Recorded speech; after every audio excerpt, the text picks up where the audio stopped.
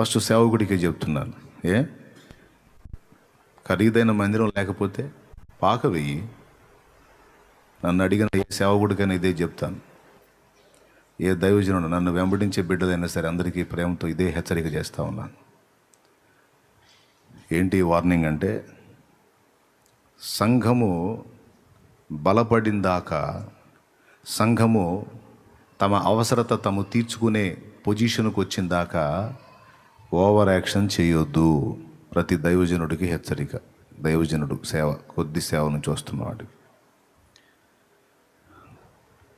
నువ్వు వాళ్ళని వీళ్ళని చూసి వాళ్ళలాగా మందిరం కట్టాలి, వీళ్ళలాగా ఇది అవ్వాలి, వీళ్ళలాగా సౌండ్ సిస్టమ్ పెట్టాలి, వీళ్ళలాగా మ్యూజిక్ సెక్షన్ పెట్టాలి అని ఎవరినో చూసి ఏదో అయిపోవద్దు.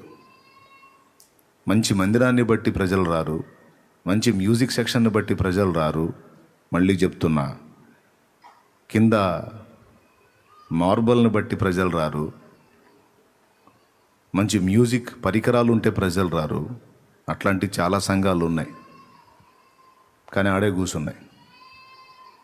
ఆదివారం తలుపులు ప్రార్థన అయిపోయి తలుపులు తాళం వేస్తే ఇక మళ్ళీ ఆదివారం తీసి దులిపేది చాలా ఉన్నాయి. అట్లాంటి దైవజనుడా, అది కాదు. అవేవి లేకపోయినా దేవుడు నీకు తోడై ఉంటే నువ్వు పందిరి పందిరి పందిరి పందిరి పందిరి కింద కూర్చున్నా సరే ఆత్మలను ఎలగొట్టి దేవుడు పిలుస్తాడు. నువ్వు చెట్టు కింద కూర్చున్నా ఆత్మలను దేవుడు పిలుస్తాడు. మంచి మ్యూజిక్ పరికరాలు ఉన్నాయి ఈరోజు, మీరు చూస్తున్నారు. అబ్బా, తబలా, కీబోర్డు. నేను చెప్పనా, అవేవి లేనప్పుడు స్టీల్ బేషన్ వార్లేసి ఆ బేషన్ మీద కొట్టి పాటలు పాడి పరిచర్య ప్రారంభించా. కంజర కొనడానికి డబ్బులు లేవు. దైవజనుడు ఒక ఆయన నా ఇంటి ముందుగా కొనుక్కొని వెళ్తున్నాడు కంజర. యెహోషువ అన్న అని. నా బాగుంది, ఎంత అయిందన్నా అన్న. 160 రూపాయలు అన్నాడు. లేదు, ఆ 160 లేదు. చూసి నాకు కొట్టడం కూడా రాదు. ఇచ్చాను.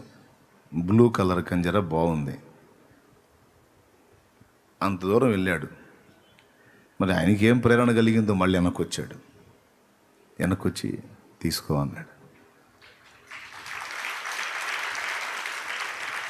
నేను స్ట్రైట్గా చెప్పాను, అన్న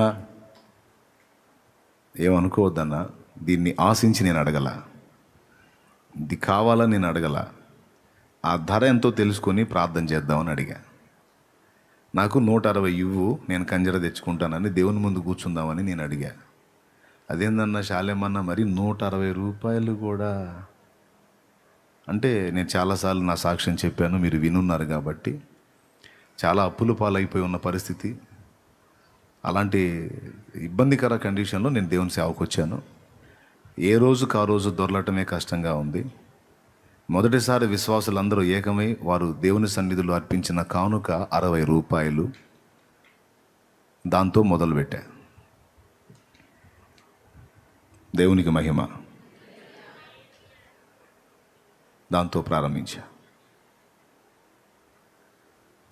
కాబట్టి 160 అంటే పెద్ద మొత్తం, నాకు లేదు పైసలు. అందుకని అన్నకి చెప్పాను, అన్న మీరేమన్నా అనుకుంటారేమో, అలా కాదన్నా, దీన్ని ఆశించి నేను అడగలేదు, ప్రార్థన చేద్దామని అడిగాను. థ్యాంక్స్ అన్న. అన్న వద్దన్న ప్లీజ్ అని బ్రతిమలాడా. ఆయన మొండికి పడి, నువ్వు అందుకే అడిగావలేవయ్యా, నాకు దేవుడు ప్రేరణ కలిగించాడు, నేను తీసుకొచ్చేస్తున్నా,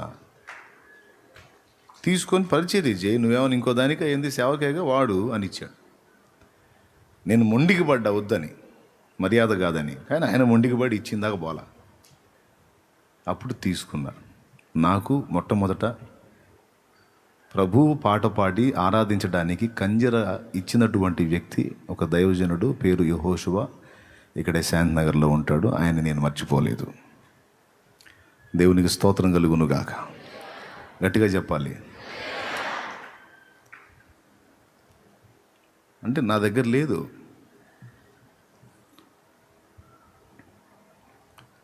తర్వాత చిన్న పాకే. మంచి మంచి మందిరాలు చూశాను చాలామందివి, పర్వాలేదు, నేనేం ఫికర్ చేయను. ఇప్పటికి కూడా పబ్లిక్లో ఉన్న మందిరాలతో పోల్చుకుంటూ ఇప్పటికీ నేనున్నది సరైన మందిరం కాదు. గాలి వస్తే గడగడ, వాన వస్తే లొడలొడ. దేవునికి స్తోత్రం. అదే ఇప్పుడున్న పరిస్థితి. ఆయన నాకేం ఫీలింగ్ లేదు.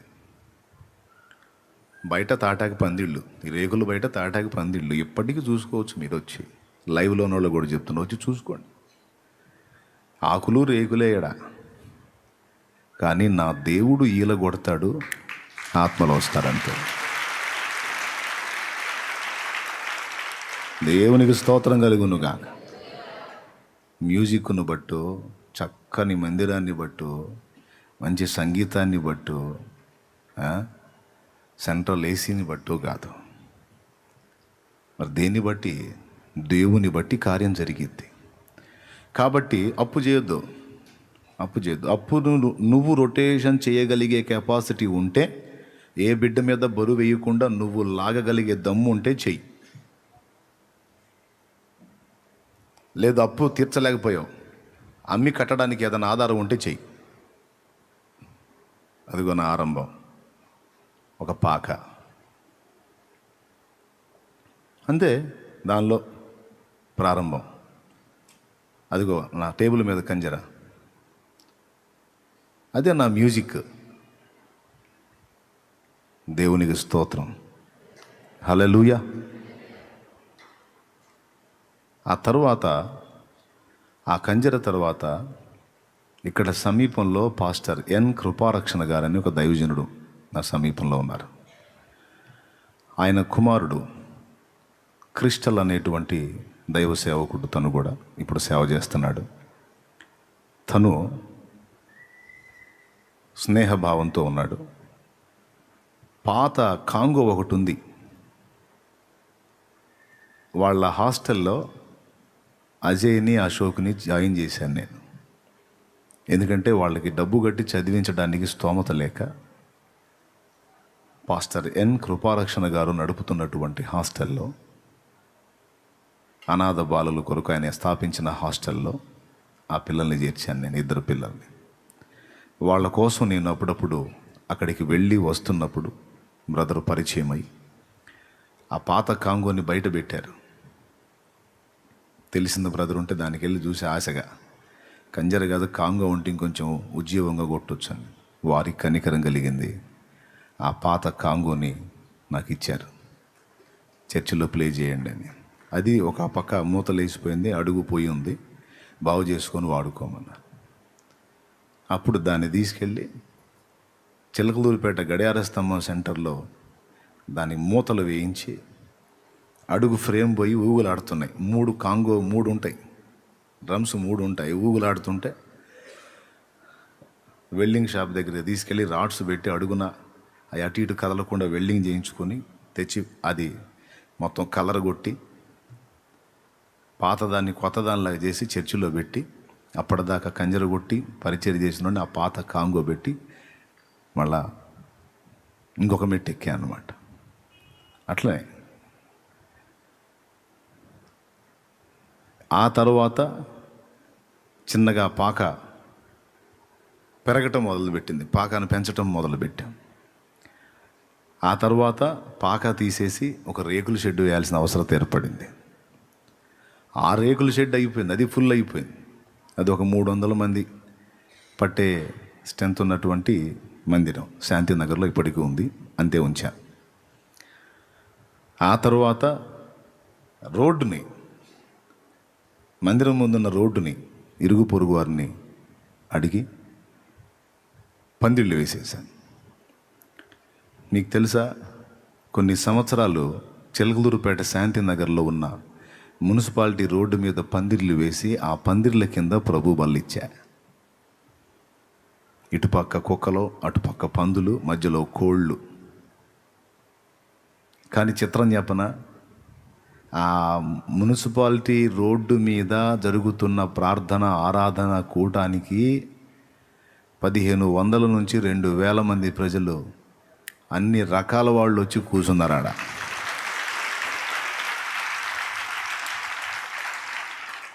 దేవునికి స్తోత్రం కలుగును కాక.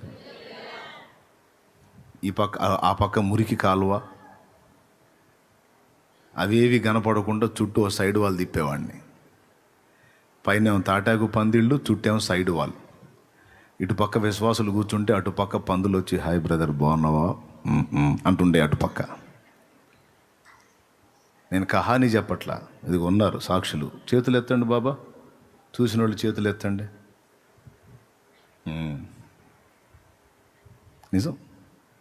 ఓ పక్క కుక్కలో స్త్రీలని పురుషుల్ని ఆ రోడ్డు మీద వేరువేరుగా కూర్చోబెడతా కదా, మధ్యలో కుక్కలు వెళ్తూ ఉండే. రోడ్డు మరి ఎటు పోతాయి? నేనే రోడ్డుని మందిరం చేస్తే. మీరు నమ్ముతారో నమ్మరో, ఆ ఫోటోలు కూడా నేను చూపిస్తా దేవుని చిత్తం అయితే భవిష్యత్తులో. ఎడో ఉన్నాయి.